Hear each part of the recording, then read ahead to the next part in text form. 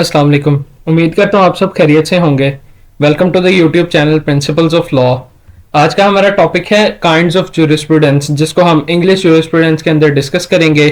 सबसे पहले इसका इंट्रोडक्शन देख लेते हैं कि ज्यूरिस्प्रूडेंस होती क्या है। ज्यूरिस्प्रूडेंस के अंदर बेसिकली हम स्टडी करते हैं रोमन्स को, और अगर इसका हम रेफरेंस फ्रेंच के अंदर लें तो ज्यूरिस्प्रूडेंस केस लॉज को कहते हैं। जो एवोल्यूशन है ज्यूरिस्प्रूडेंस की, जो ज्यूरिस्प्रूडेंस ने आहिस्ता आहिस्ता करके तरक्की पकड़ी, वो उसकी डायनामिक है, नेचर है, वो मुसलसल बढ़ती गई अपनी एवोल्यूशन में।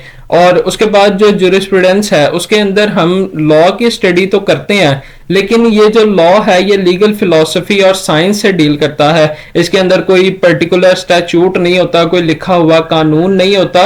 ये सिर्फ जनरल लॉज हैं, असूल हैं, प्रिंसिपल्स हैं, कंसेप्ट हैं, फिलॉसफी है। और जैसे लीगल सिस्टम कायम हुए हैं वो इन तरीकेकार पे हुए हैं कि सोशल ऑर्डर को मेंटेन किया जाए और बाकी जो सोसाइटी के लोग हैं या जो उनकी प्रॉपर्टीज हैं उनको बचाया जा सके किसी भी हार्म से, नुकसान से।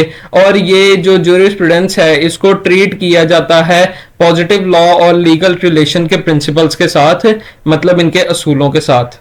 नेक्स्ट हेडिंग है मीनिंग ऑफ ज्यूरिस्प्रूडेंस, के जो वर्ड है ज्यूरिस्प्रूडेंस का, ये बेसिकली एक लैटिन वर्ड ज्यूरिस और प्रूडेंशिया से ड्राइव किया गया है। ज्यूरिस का मतलब है लॉ और प्रूडेंशिया का मतलब है नॉलेज।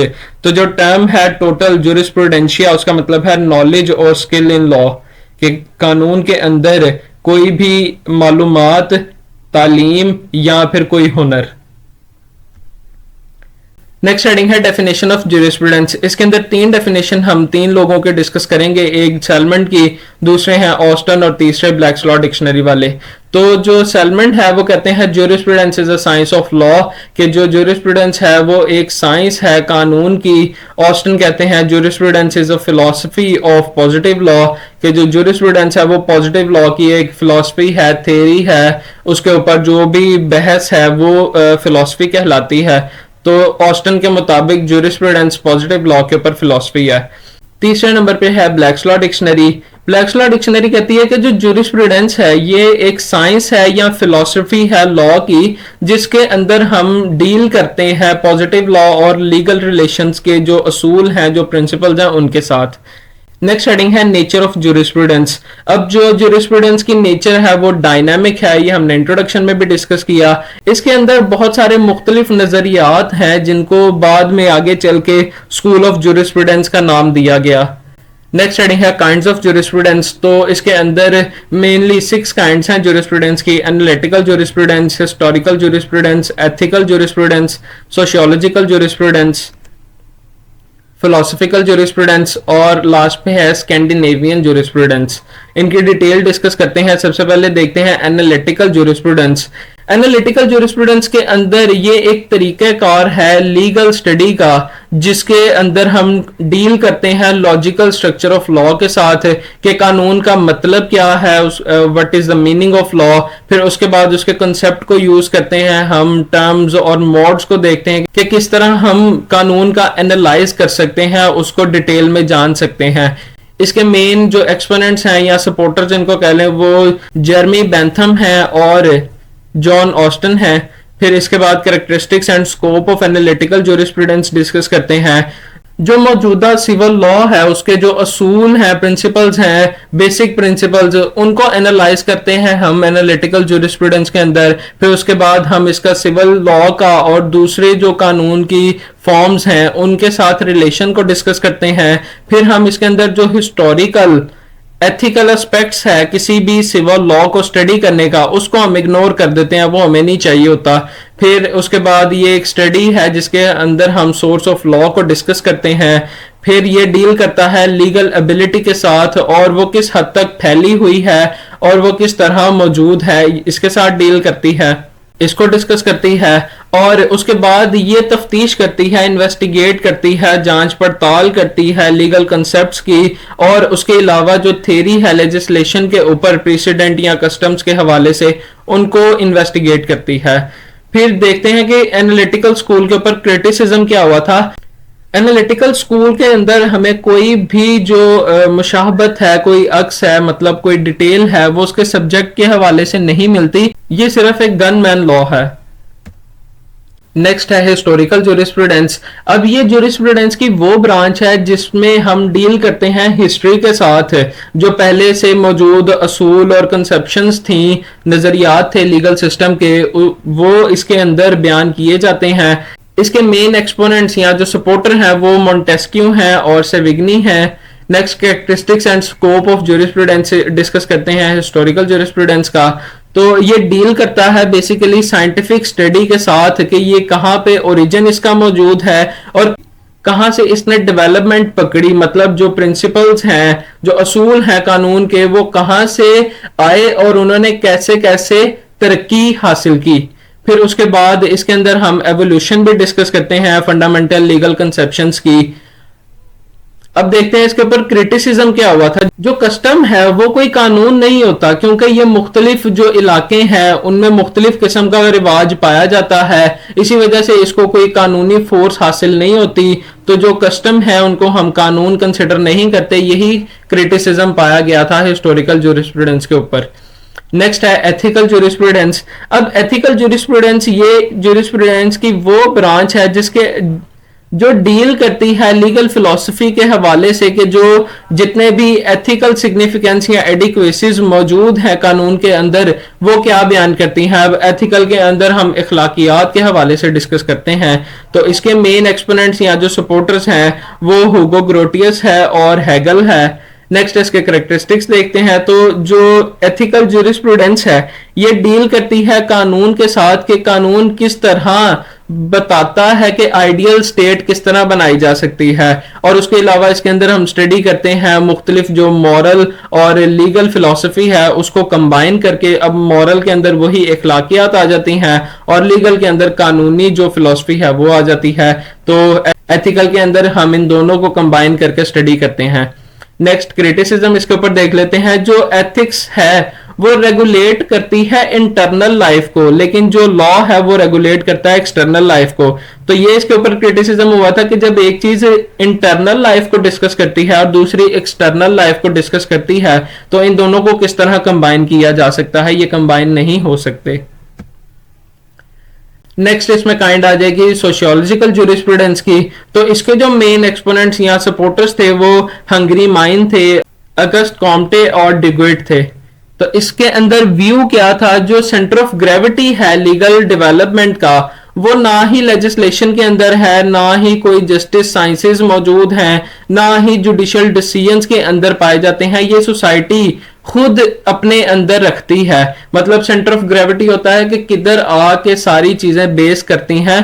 तो जो सोशियोलॉजिकल ज्यूरिस्प्रूडेंस है वो ये कहती है कि जितने भी कानून या फिलॉसफीज मौजूद हैं, ज्यूरिस्प्रूडेंस मौजूद है, वो किसी भी लेजिस्लेशन के अंदर या जस्टिस या जुडिशियल डिसीजंस के अंदर मौजूद नहीं होते। ये सोसाइटी अपने अंदर खुद रखती है। अब देखते हैं इसके ऊपर क्रिटिसिज्म क्या आया था। इसके अंदर क्रिटिसिज्म करने वालों ने कहा था कि जो डिग्विट हैं उन्होंने नेचुरल लॉ को दरवाजे से बाहर फेंक दिया है और खिड़की से अंदर घुसा लिया है। मतलब वो इसको ये कह रहे थे कि जब एक ही बात की जा रही है, मतलब जब एक ही बात की जा रही है तो पहले उसको बाहर निकाल देना कंसेप्शन से और फिर उसको किसी तरह से अंदर घुसा लेना, तो ये चीज ठीक नहीं है। ये इसके ऊपर क्रिटिसिज्म पाया गया था। नेक्स्ट है स्कैंडिनेवियन ज्यूरिस्प्रूडेंस। तो इसके जो मेन एक्सपोनेंट है वो ओलिवर क्रॉन है और लर्नस्टेड है। इसका व्यू डिस्कस करते हैं कि जो स्कैंडिनेवियन ज्यूरिस्प्रूडेंस है वो बेसिकली नजर रखता है, नजरसानी करता है उन इंडिविजुअल के ग्रुप के ऊपर, मतलब उन लोगों के ऊपर जो इस काबिल हैं, जो स्किल रखते हैं कानून में, और वो देते हैं कुछ असूल ज़वाबित। जैसे कि तमाम जो कवानीन है वो बनाए जाते हैं जजेस की जानिब से और इनको रियलिस्टिक भी कहा जाता है। तो इसमें जो स्कैंडिनेवियन ज्यूरिस्प्रूडेंस है वो ये कहती है कि जज ने जो कह दिया वो कानून है। इसका क्रिटिसिज्म देखते हैं। स्कैंडिनेवियन ज्यूरिस्प्रूडेंस के अंदर ज्यादा जो वर्किंग है, ज्यादा जो ऑपरेशन है लीगल सिस्टम के ऊपर, वो थ्योरेटिकल है, वो प्रैक्टिकल तौर पे नहीं है। नेक्स्ट हेडिंग है स्कोप की। तो जो स्कोप है ज्यूरिस्प्रूडेंस का, इसके हवाले से सोसाइटी के अंदर बहुत सारी ओपिनियंस पाई जाती हैं और वो जो ओपिनियंस हैं वो यूनानिमिटी में नहीं है, मतलब वो सिमिलर नहीं है, बहुत ज़्यादा मुख्तलिफ हैं, हर बंदे की अपनी राय है। जो डिफरेंट अथॉरिटीज़ हैं वो बहुत सारे अलग अलग मानी और अलग अलग हदूद बयान करती हैं, लिमिट्स बयान करती हैं जूरिस्प्रूडेंस के हवाले से। मौजूदा दौर में अगर इसको देखें तो जो स्कोप ऑफ जूरिस्प्रूडेंस है, इसको बढ़ाने के लिए, इसको एक्सटेंड करने के लिए बहुत ज़्यादा काविश की जा रही हैं। मौजूदा दौर में जूरिस्प्रूडेंस को ना ही लिमिटाइज किया गया है और ना ही इसके ऊपर कोई सर्कमस्क्राइब्ड बातें डाली गई हैं, कोई हालातों वाक़यात के ऊपर इसको डिपेंडेंट रखा गया है। इसके अलावा इसके अंदर मौजूद तमाम कंसेप्ट है जो ह्यूमन ऑर्डर या ह्यूमन कंडक्ट से डील करता है किसी भी स्टेट या सोसाइटी के अंदर। नेक्स्ट हेडिंग है practical value, importance, utility of jurisprudence के जूरिस्प्रूडेंस किधर काम आ सकती है, क्या इसकी अहमियत है, किस तरह हम इसके ऊपर अमल करके तो मुआशरे को बेहतर बना सकते हैं। सबसे पहले इसमें है ग्रामर ऑफ लॉ के जो जूरिस्प्रूडेंस है ये एक कानून की ग्रामर है। यहाँ से हमें बहुत ज़्यादा बातें, इल्म और जो मायनी है वो मिलते हैं कानून के हवाले से। फिर है आई ऑफ लॉ के जो जूरिस्प्रूडेंस है वो एक आई ऑफ लॉ भी है, कानून की जो नज़र है वो जूरिस्प्रूडेंस है। फिर उसके बाद है ग्रेट एजुकेशनल वैल्यू के जूरिस्प्रूडेंस की एजुकेशनल वैल्यू भी बहुत ज्यादा है। जो लॉजिकल एनालिसिस है वो ये कहता है कि जो लॉयर्स हैं जूरिस्प्रूडेंस पढ़ने वाले, वो बहुत ज्यादा डीप तरीके से कानून को समझते हैं, देखते हैं और उसके अलावा उनकी जो लॉजिकल टेक्निक्स हैं वो भी बहुत ज्यादा बेहतर होती हैं, शार्प होती हैं। नेक्स्ट है हेल्प जजेस and lawyers in ascertaining true meaning of law के कानून का असल मतलब क्या है जो लेजिस्लेचर ने पास किया है उसको जांचने के अंदर भी जूरिस्प्रूडेंस कानून दानों की, मतलब लॉयर्स या जो जजेस हैं उनकी बहुत ज्यादा मदद करती है। नेक्स्ट है provide logical training for the lawyers के जो वकला हजरात हैं उनके लिए जूरिस्प्रूडेंस बहुत ज्यादा उनको टीच करती है, बहुत ज्यादा ट्रेनिंग देती है, समझाती है चीजें। फिर आ जाएगा remove the complexities of law के जूरिस्प्रूडेंस का एक मेन काम ये भी है कि कानून के अंदर जितनी पेचीदगियां होती हैं ये उसको खत्म करता है, ये उसको ज्यादा रैशनल बनाता है। फिर है यूजफुल फॉर द स्टूडेंट्स के जो जूरिस्प्रूडेंस की स्टडी है ये स्टूडेंट को और ज्यादा रैशनलाइज बनाती है, उसकी जो सोच है उसको शार्प करती है ताकि वो आगे चल के जो उसकी सिविल लाइफ है वो उसके लिए तैयार हो सके। नेक्स्ट हेडिंग है relationship of jurisprudence with other social sciences, इसमें है सोशियोलॉजी एंड जूरिस्प्रूडेंस। अब जो सोशियोलॉजी है वो बेसिकली डील करती है सोसाइटी के साथ और जो जूरिस्प्रूडेंस है वो डील करती है स्टडी ऑफ लॉ के साथ। तो इसके अंदर दोनों को मर्ज करके किस तरह इनके रिलेशन को चलाया जाएगा ये हम डील करते हैं सोशियोलॉजी एंड जूरिस्प्रूडेंस के अंदर। अब जो मुआशरे में वकील हजरात मौजूद हैं वो अपना नज़रिया किस तरह सोशियोलॉजी के हवाले से कायम करते हैं, उनके मुआशरे में क्या जो है नज़रियात पाए जाते हैं, ये सारी चीज़ें सोशियोलॉजी एंड जूरिस्प्रूडेंस के अंदर मौजूद हैं। उसके अलावा जो सोशियोलॉजी ऑफ लॉ है वो भी एक मुख्तलिफ चीज़ है सोशियोलॉजिकल जूरिस्प्रूडेंस से। इसकी वजह हमने पहले डिस्कस कर ली कि सोशियोलॉजी वो मुआशरे से डील करती है और जो सोशियोलॉजिकल जूरिस्प्रूडेंस है वो रिलेटेड टू लॉ है। नेक्स्ट है जूरिस्प्रूडेंस एंड साइकोलॉजी। अब कोई भी जो ह्यूमन साइंस है वो प्रॉपर तरीके से ह्यूमन माइंड को जब एक्सप्लेन करती है तो उसके अंदर कुछ बातें जो है वो जूरिस्प्रूडेंस से भी आ जाती हैं, क्योंकि कानून और साइकोलॉजी जो इंसानी दिमाग है और लॉ का रिलेशन आपस में कायम होता है, तो इसी वजह से जूरिस्प्रूडेंस और साइकोलॉजी जो है इनके आपस में ताल्लुकात हैं। अब जो साइकोलॉजी और जूरिस्प्रूडेंस है इन दोनों के अंदर मुख्तलिफ क्वेश्चंस को सॉल्व किया जाता है कि जैसे अगर क्राइम हुआ है तो उसके पीछे मोटिव क्या होगा, क्राइम बंदे ने क्यों किया है, क्राइम की वजह क्या है, ये सारी चीजें इंसानी दिमाग से चूंकि रिलेट करती हैं तो यही ताल्लुक है जूरिस्प्रूडेंस और साइकोलॉजी का। नेक्स्ट है जूरिस्प्रूडेंस एंड एथिक्स। अब एथिक्स जो होता है ये एक स्टडी है ह्यूमन कंडक्ट के हवाले से, किस तरह उसको अखलाकियात के अंदर रह के जिंदगी गुजारनी है।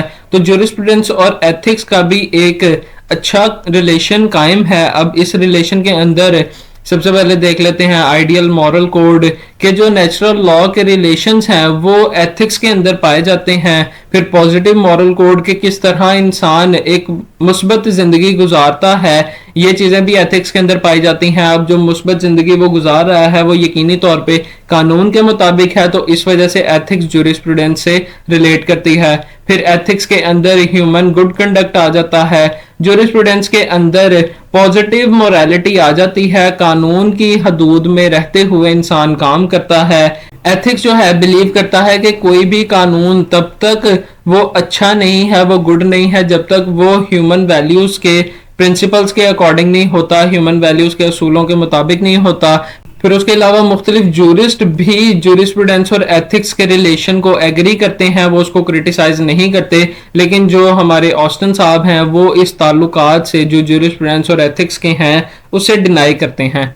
नेक्स्ट है जूरिस्प्रूडेंस एंड इकोनॉमिक्स। अब इकोनॉमिक्स के अंदर स्टडी की जाती है कि किस तरह एक इंसान सेटिस्फाई करता है अपनी ज़रूरियात को और मुआशरे की ज़रूरियात को, कि वो किस तरह अपनी जो दौलत है किस तरह उसको डिस्ट्रीब्यूट करता है, किस तरह उसको प्रोड्यूस करता है। यही उसकी डिस्ट्रीब्यूशन और उसकी प्रोडक्शन उसको भी सेटिस्फाई करती है और सोसाइटी को भी सेटिस्फाई करती है। अब इसका भी ताल्लुक जूरिस्प्रूडेंस से कायम होता है कि वो जो प्रोडक्शन या डिस्ट्रीब्यूशन कर रहा है क्या वो कानून के मुताबिक है। अब जब वो कानून के मुताबिक है तो वो जूरिस्प्रूडेंस के अंदर आ जाती है, यही इनका रिलेशन है।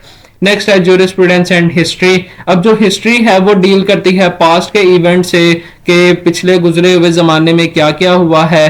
तो जूरिस्प्रूडेंस कानून शुरुआत में कैसा था और अब कानून किस तरह है, वो कैसे डेवलप हुआ, कैसे उसने तरक्की की, ये सारी एवोल्यूशन जो है वो हिस्ट्री से डील करती है। इसी वजह से हिस्ट्री और जूरिस्प्रूडेंस का भी एक अच्छा ताल्लुक है और इस ब्रांच को हिस्टोरिकल जूरिस्प्रूडेंस कहते हैं।